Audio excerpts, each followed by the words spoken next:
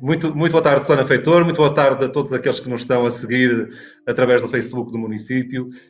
Eu queria, em primeiro lugar, obviamente, agradecer-lhe a disponibilidade para estar neste fim de tarde connosco e partilhar a sua experiência, as suas histórias e também os seus conhecimentos dentro do atletismo e da marcha. Dizer-lhe que nós estamos numa atividade que fez no mês passado 6 anos. Tivemos também, infelizmente, neste registro à distância, que geralmente a atividade é presencial, tivemos também um grande campeão, o Rui Silva, e este é o segundo free running especial que fazemos neste formato e que transmitimos através da internet.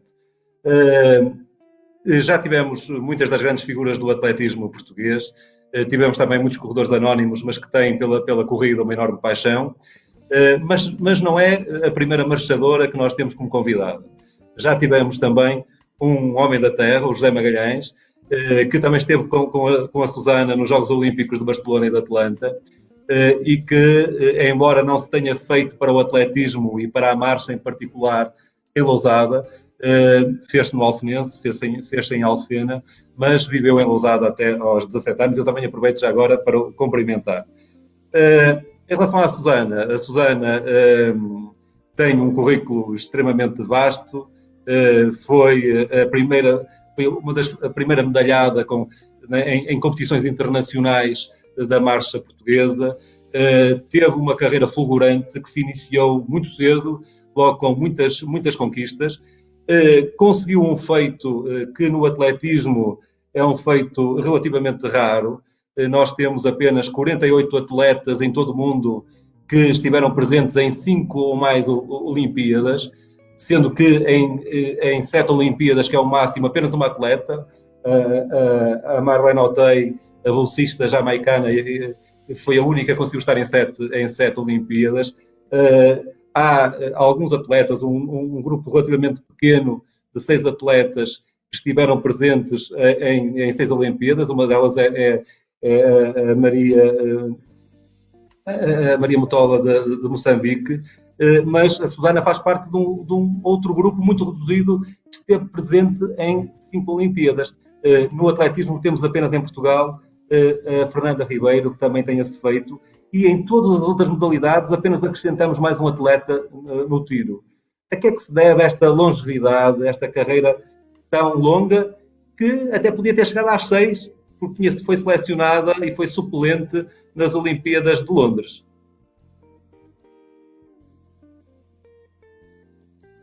Muito amável, e a mim muito me honra fazer parte da vossa sessão de aniversário. Afinal de contas, vocês fazem 6 anos, é uma coisa assim extraordinária para uma atividade ligada à marcha e à corrida.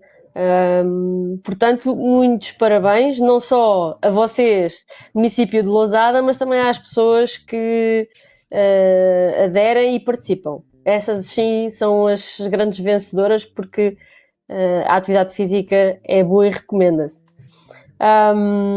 E também já agora um beijinho ao José Magalhães. Não foi só meu companheiro, mas também é sem dúvida uma referência para nós, porque ele começou muito tarde na marcha e fez com que as pessoas entendessem, pelo menos quem conviveu com ele poderia entender, que nunca é tarde para começar, e além do mais, o querer também é poder, porque ele mostrou isso muitas vezes. E portanto vocês estão recheados de boas histórias para contar. Muitos parabéns. Eu penso que também tem um pouco a ver com a minha personalidade, não é? Porque a partir do momento em que começam a existir problemas e nós enfrentamos obstáculos no caminho, é muito fácil mudar de vida ou desistir e fazer outras coisas, enfim. E eu creio que pelo facto de ter começado muito cedo, porque eu vou aos meus primeiros Jogos Olímpicos a Barcelona apenas com 17 anos. E 17 anos, na altura, era a mais jovem atleta do atletismo a participar naquela edição dos Jogos Olímpicos. A Susana tem resultados absolutamente fantásticos em termos de campeonatos da Europa e campeonatos do mundo. Depois acaba por não ter resultados ao mesmo nível nos Jogos Olímpicos, embora tenha participado em muitas edições, mas acaba por não ter resultados resultados com o mesmo nível. Isso deve-se a alguma pressão especial que os Jogos Olímpicos exercem sobre os atletas, exerceram sobre a Susana, ou foi uma situação conjuntural de lesões ou de outros problemas que nada tiveram a ver com uma pressão, com a dificuldade de gerir a pressão nos Jogos Olímpicos? Eu, na verdade, não sei responder e provavelmente será essa a resposta mais certa, mas a cena aqui toda está que em ano de Jogos Olímpicos nós também, por norma, tentávamos treinar um pouco mais, e o facto de eu, desde muito jovem, ter lesões, nessa altura, habitualmente teria anos com alguns problemas. O ano em que efetivamente eu tive até bastante bem foi o ano de 2008, em que tive um ano com bons resultados a nível das várias competições no percurso dos Jogos de Pequim, mas depois, na reta final para Pequim, outras questões se colocaram que nada tinham a ver comigo, e não sei até que ponto é que a ida para Pequim e depois o facto de estar em grande forma e de poder finalmente, se calhar, lutar por um lugar na frente, deve ter provocado qualquer coisa, porque eu, ao 11º quilómetro, na volta que ia fazer para o 12º, colapsei e dou por mim deitada no chão sem saber o que é que estava a acontecer. Portanto, não sei o que é que aconteceu na verdade em Pequim. Nos restantes jogos, a verdade é que tanto para Atlanta como para Sydney eu tive lesões nos meus posteriores de coxa, lesões que eram recorrentes. E em Sydney, sensivelmente 10 dias antes da competição, eu fiz uma lesão muito grave, com uma ruptura com quase 2 centímetros, e isso fez com que praticamente deitasse a terra quase todas as minhas expectativas de competir. Mas a verdade é que eu, estando na Austrália, senti que tinha que arranjar maneira de competir. Não ia voltar para casa, ia ficar em Sydney, e então se os jogos fossem na Europa teria voltado para casa, e portanto em Sydney eu faço um esforço enorme e mesmo assim consigo ser 14ª, e foi, quer dizer, foi o que foi, mas na verdade foi muito doloroso. Até hoje os jogos que eu sinto uma certa amargura, porque tinham sido os jogos ideais para eu poder fazer um resultado lá na frente, dado que tanto a medalha de prata como a medalha de bronze, ou seja, a Chasti Platzer da Noruega e a Maria Vasco de Espanha, eram as atletas que nos anos anteriores disputavam os lugares comigo, e inclusive tinham recordes pessoais idênticos ao meu. Eu podia nem sequer chegar perto delas, mas o facto de me sentir em forma e o facto de tudo estar até à lesão a ir muito bem, indicava que eu poderia fazer em Sydney um resultado de topo. E no ano anterior tinha sido 4ª no Mundial. Claro. Depois de meses e meses e meses de trabalho, surgiram-lhe várias lesões que impediram de atingir objetivos importantes. Onde é que um atleta vai buscar as forças para voltar a treinar, para passar por todo aquele calvário da recuperação e depois de recuperado voltar a treinar duramente para atingir um objetivo, sempre na expectativa que pode voltar a acontecer algo de negativo?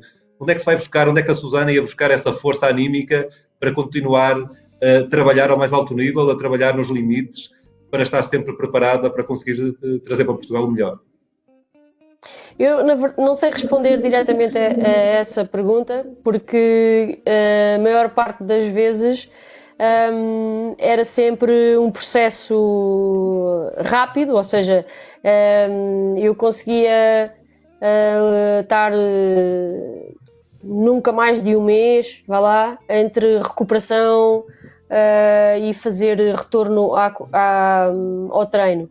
Mas essas fases também me permitiam descansar e recuperar mentalmente, porque às vezes já sentia que estava cansada, às vezes as lesões eram porque eu também já não estava a conseguir aguentar tudo como era planeado, mas a verdade é que tem a ver com a minha personalidade, ou seja, eu na altura sentia que estava quase lá e que tinha a capacidade de conquistar resultados, e como eu sempre fui muito competitiva, não queria deixar isso perder, queria sempre voltar e mostrar, nem que não fosse ao destino, que eu estava capaz e que ia conseguir. Portanto, isso também é um bocadinho de teimosia e de resiliência, e eu também ao mesmo tempo era às vezes chato estar na fisioterapia,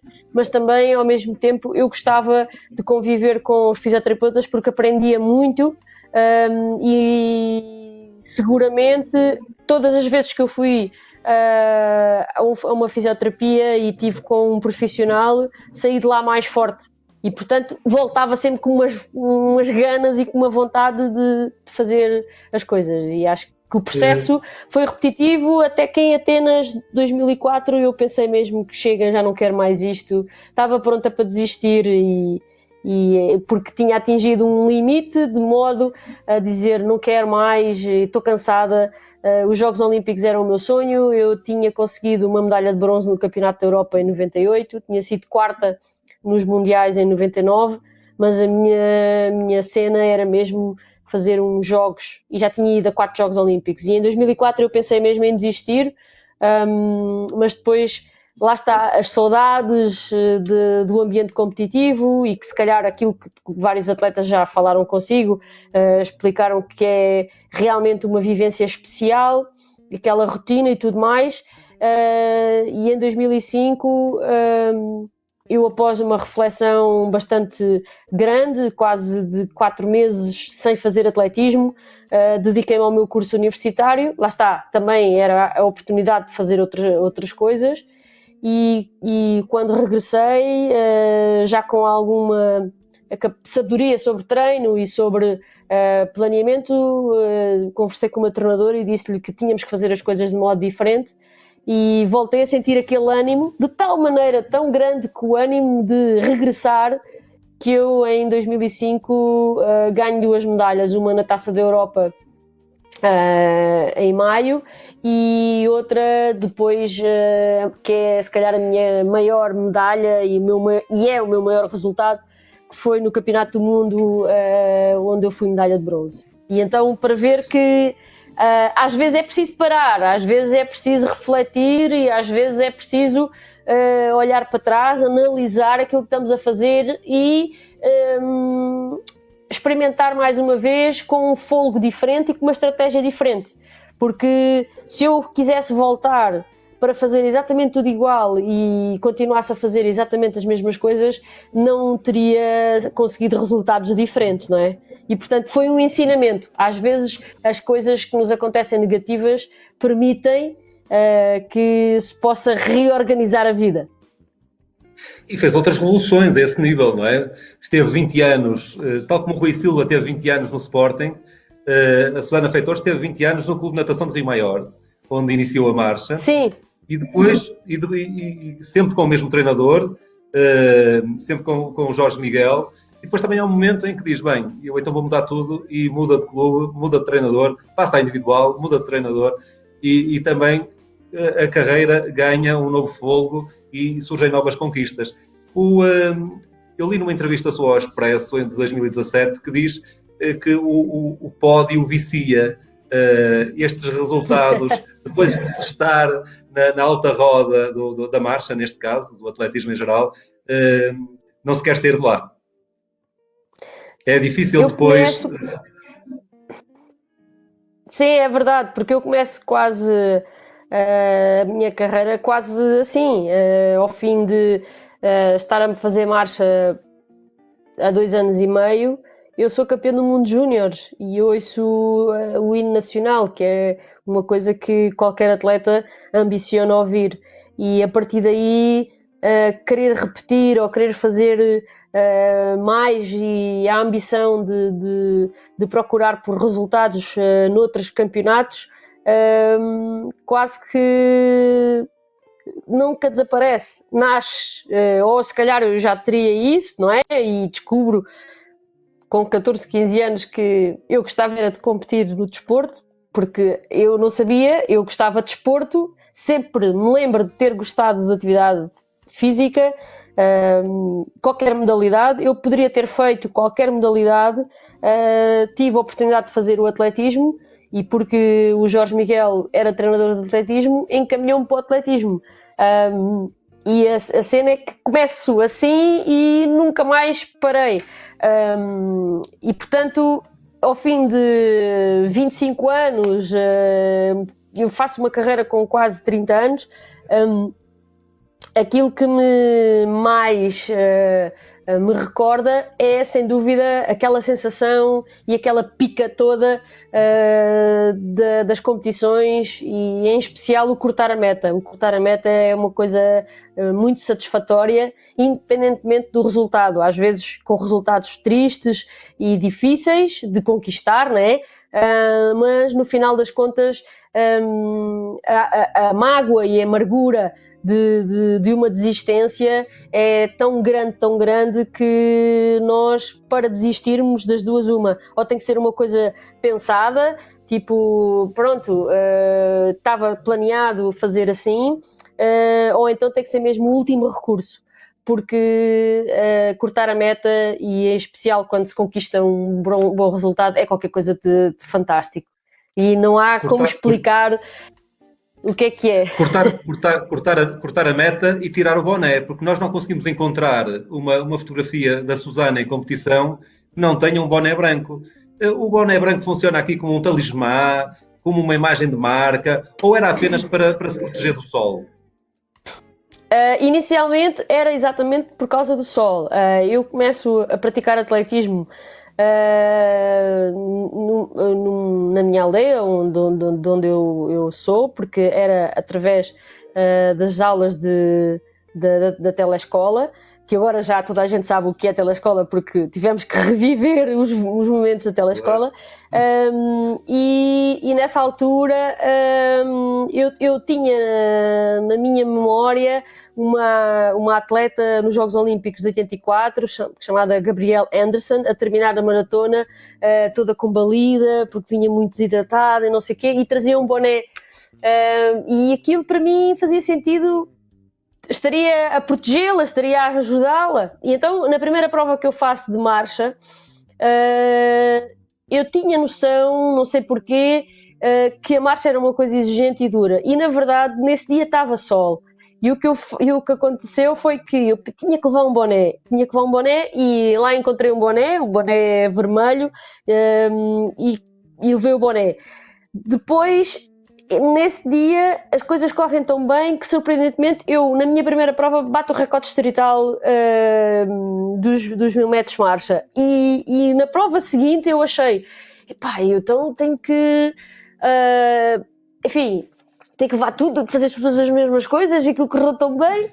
E foi uma forma, se calhar, de, não sei, a superstição, eu era miúda, não tenho bem noção, de começar a ligar-me ao boné. Na prova seguinte, estava muito vento, e então o boné ia para a frente, e estava sempre, a pala estava sempre a levantar-se, pá, que chatice. E nas outras provas já tinha acontecido o mesmo, eu agarro na pala do boné e para trás. Então, a partir daí passei a usar o boné voltado para trás. Mas uma coisa é certa, eu gosto muito de atividade física, e qualquer que seja o clima eu vou. Mas quando está a chover, incomoda-me os pingos da chuva nos olhos. E então o boné tinha essa função, ou seja, protegia os olhos, e eu, epá, que fixe, usava o boné, e aquilo parece que fazia ali uma casinha, eu estava escondida debaixo do boné. Portanto, passou a ser um companheiro, inicialmente vermelho, depois numa competição na Dinamarca, fim de vários anos, já estava tão velho e completamente destruído, não tinha jeito nenhum aquele boné. E o que é certo é que no final da competição eu deixei o equipamento a enxugar no hotel, no quarto do hotel, e também o dorsal e aquelas coisas todas, e o boné estaria perto do caixote do lixo. Eu não me recordo, isto é uma teoria que eu tenho, porque eu só me lembro de dar falta do boné quando vou arrumar a mala, e a única ideia que me ocorre é que as senhoras da limpeza, quando foram limpar o quarto, viram aquela coisa ali no chão e devem ter colocado no lixo. Porque ninguém iria roubar aquele boné, ninguém, e também eu não estava a ver perdê-lo, porque eu tinha sempre muita atenção. Então, automaticamente, aquilo que... o boné ter ido... O telefone da Susana O telefone caiu, já está mas cá outra estou. vez. É emoção, é emoção. E então, de certeza que deve ter sido uma coisa desse género. Mas a verdade é que depois eu continuei a usar o boné. Exatamente. A Susana já nos falou há bocadinho que viveu numa aldeia de Rio Maior, e uma aldeia na Serra dos Candeeiros. E por isso a internet é tão má. E se hoje a marcha ainda não é uma modalidade completamente divulgada e completamente conhecida, como é que uma criança, uma jovem de Rio Maior acaba por optar por uma especialidade que não é uma especialidade que seja assim tão comum? Como é que surge a marcha na vida da Susana Feitor? A marcha surge por acaso, na sequência de que a Associação de Atletismo de Santarém, numa competição de interassociações, e se calhar a minha história será igual a muitas outras que terão a ver com a participação no campeonato de clubes ou tudo o que tenha a ver com participações coletivas e a necessidade de preencher o lugar da marcha. E o meu repto foi lançado pelo treinador, que na altura ele colocava os jovens a praticar as várias disciplinas do atletismo, e também já tínhamos experimentado a marcha. A Associação de Atletismo solicitou aos clubes um marchador para esse campeonato interassociações e o meu treinador lançou ao grupo quem é que estava disponível para ir marchar. E eu disse, eu sei marchar, e então, por que não? Então vamos lá experimentar aqui entre nós e ver quem é que marcha melhor. E eu fui a que me safei melhor. Então, fui eu e a filha dele, éramos as duas colegas a marchar no Clube de Natação de Rio Maior.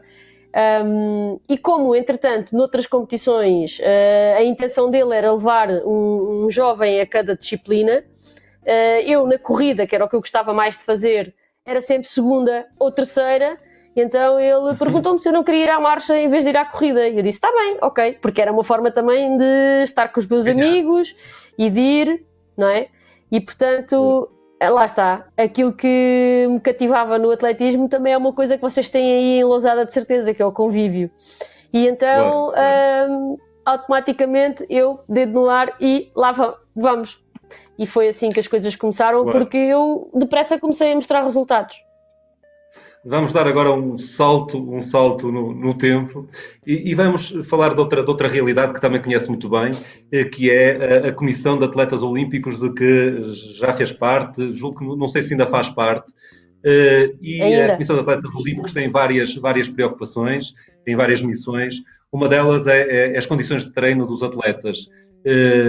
Como é que vê as condições de treino que neste momento são oferecidas aos atletas, tendo em consideração que neste momento não estamos a viver, efetivamente, principalmente no fundo e no meio fundo, e mesmo na marcha, não estamos a viver certamente momentos tão fantásticos como já vivemos noutras décadas atrás?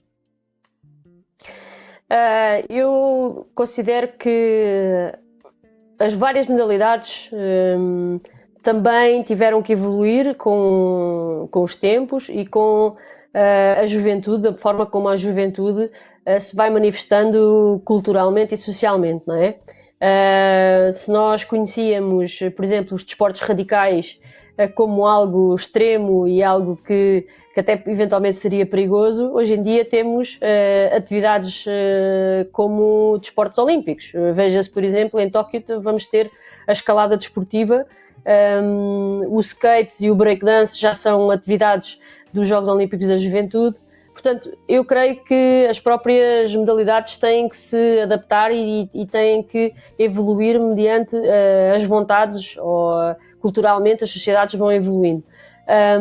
E eu creio que o meio fundo e fundo e a marcha, pelas suas características repetitivas e pelas suas características que são muito específicas, não estão ao alcance de todos. Isto quer dizer, é fácil correr e as pessoas praticarem a corrida, até é uma atividade extremamente agradável e aconselhável, mas quando passamos à fase da alta competição e tudo o que tenha a ver com competição, já são necessárias não só outras condições de treino, como também muitas viagens, nomeadamente viagens para estágios em altitude e competições fora de Portugal, mas a verdade é que as exigências do treino do dia-a-dia não estão ao alcance de qualquer um.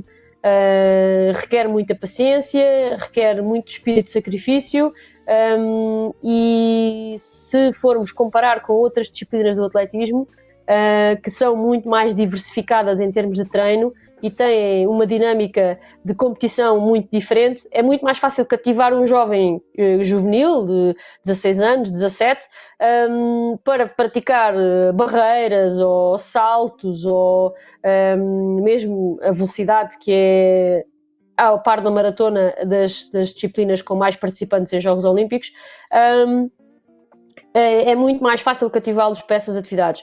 E é claro que o facto das condições de treino terem evoluído bastante, se olharmos para os anos 90, vemos, pelo menos se compararmos o número de pistas que existem disponíveis pelo país, de modo a que os jovens possam praticar outras disciplinas do atletismo, só por esse pequeno facto, que não é pequeno, mas vamos, esse detalhe, dá para perceber a disponibilidade do atletismo para os jovens. Depois, é claro, o conhecimento dos treinadores também evoluiu muito.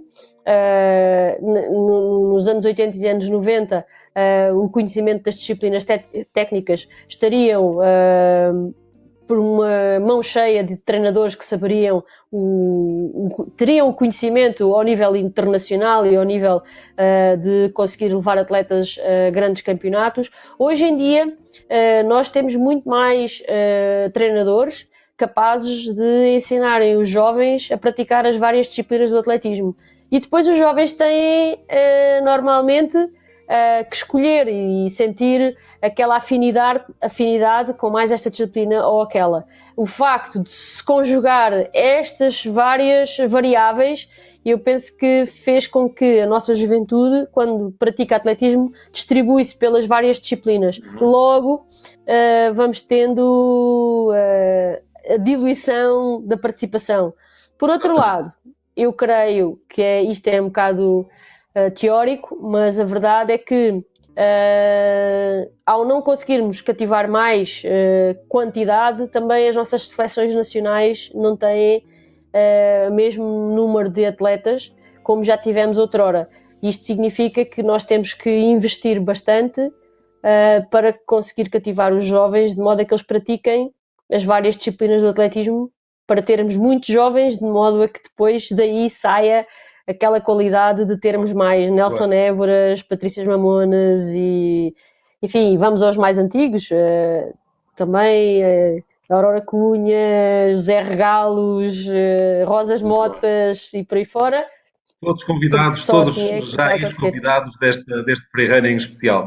Nós já estamos na nossa reta final, mas eu não queria deixar de colocar mais uma ou duas questões. Uma delas tem a ver também com o trabalho da Comissão de Atletas Olímpicos, que se dedica, tem a ver com a preparação do pós-carreira, que também é uma das preocupações desta comissão. Li um artigo seu na Tribuna do Expresso, muito interessante, onde fala de algumas multinacionais que acabam por aproveitar as competências que os atletas de alta competição têm para os integrar nas empresas e, a partir daí, obviamente, tirar benefícios dessas competências que elenca de uma forma brilhante e que tem a ver com uma experiência multicultural, com o cumprimento de regras, com o espírito competitivo, com estarem centrados nos resultados, com uma série de características que são características próprias do desporto e do desporto de alta competição e que podem depois ser transferidos para o mundo empresarial. Em Portugal, nós não assistimos muito a que atletas que são reconhecidos pelo público, não é? Que tiveram carreiras brilhantes em termos desportivos, apareçam depois nas empresas e apareçam depois também a transferir essas suas competências para o mundo empresarial. Há alguma explicação para isto? Eu gostava de explicar. A Susana que teve logo desde tenra idade, teve um empresário que acreditou muito em si. O Sr. Sim, Marcelino verdade. Nobre. Tal e qual. Tal e qual. É verdade, é verdade. Saudoso Marcelino Nobre. Mas ele acreditou em mim... Das Carnes Nobre. Das Carnes Nobre, é verdade. Ele acreditou em mim de outra forma, que foi... Viu que... Ele era muito bairrista. Ele ajudava muito as organizações da terra, também as desportivas. E quando leu no Expresso, naquela altura, que era o jornal de referência de negócios e de notícias internacionais, e viu que uma cara de Rio Maior, uma jovem, aparecia lá, ele ficou, o que é isto? É um espantadíssimo. E quis ajudar de maneira a que esta jovem possa continuar a treinar, mas ao mesmo tempo não perca o foco nos estudos. Eu não sei, ele deveria ter uma sensibilidade, mas também conhecia muito do mundo, não é? Porque saberia que para poder viajar e poder andar nestas andanças do atletismo internacional, bem, não podia estar na escola ao mesmo tempo. Portanto, ele lá na ideia dele deve ter percebido que se não conseguisse investir também em explicações ou na ajuda de escolar paralela, eu iria perder a escola se quisesse ser atleta.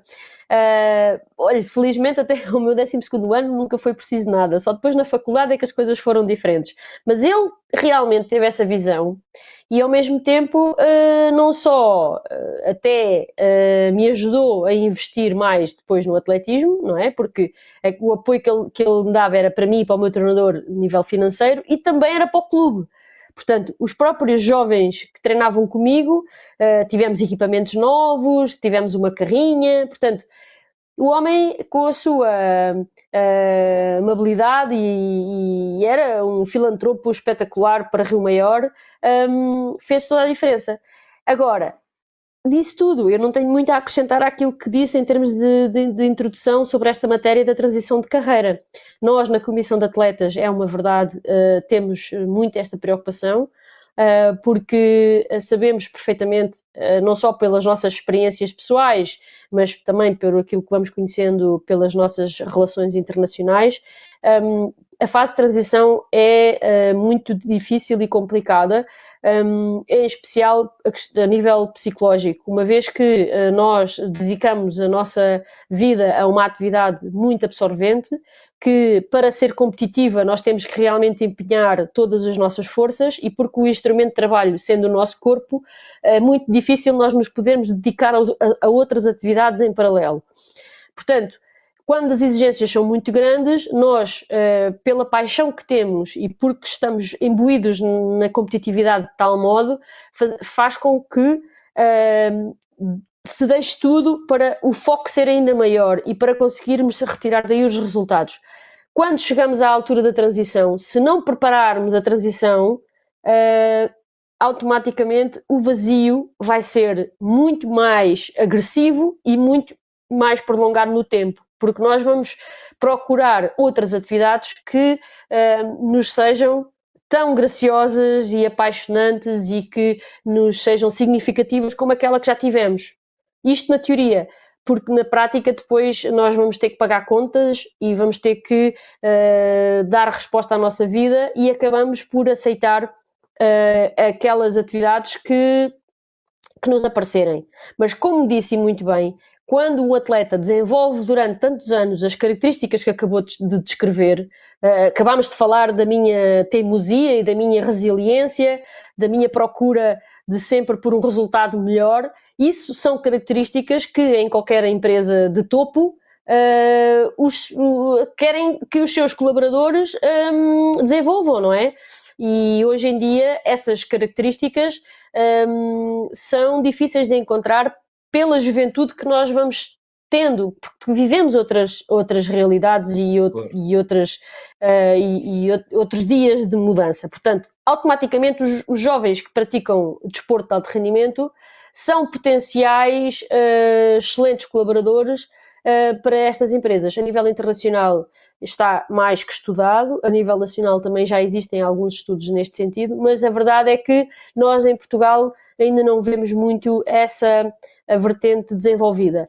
E a Comissão de Atletas defende isso, porque a estes atletas, quando estão no topo da sua carreira, são conhecidos, os governos reconhecem-nos, o público reconhecem-nos, e depois, quando terminam a carreira, passam para o anonimato.